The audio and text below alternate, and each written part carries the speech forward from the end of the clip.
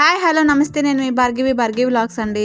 చాలా రోజులైంది long video పెట్టలేదు కదండి. సో ట్రై చేస్తున్నాను. చాలా వీడియోస్ ఉన్నాయి, ఎడిటింగ్ చేసి వాయిస్ ఓవర్ ఇచ్చి చాలా ఉంటుంది.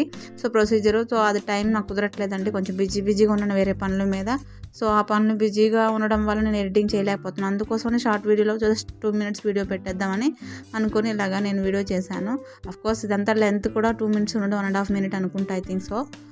సో నేను ఇలాగా కాలీఫ్లవర్ సీజనల్గా ఇప్పుడు ఫ్రెష్గా దొరుకుతాయి కాబట్టి మనం ఆ కాలీఫ్లవర్ కర్రీ చేద్దామని నా స్టైల్ యాజ్ యూజువల్గా ఎలా ఉంటుంది సింపుల్గా అలా చేసుకుంటాను అనమాట. ఇంట్లో నాకున్న ఇంగ్రీడియంట్స్ నాకు అవైలబిలిటీ ఏమున్నాయో వాటితో నేను ఫ్రై చేసేసుకుంటున్నాను.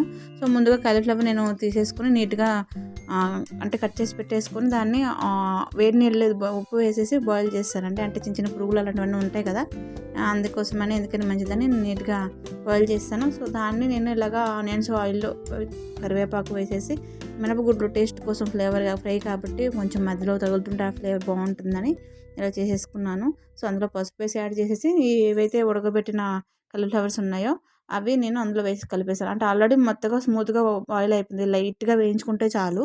సో లాస్ట్ మూమెంట్లో కొంచెం మిర్చి పౌడర్ వేసుకుంటే సరిపోతుందని ఇలా ఫ్రై సింపుల్గా చేసేసానండి. సో రెడీ కర్రీ అయిపోయింది.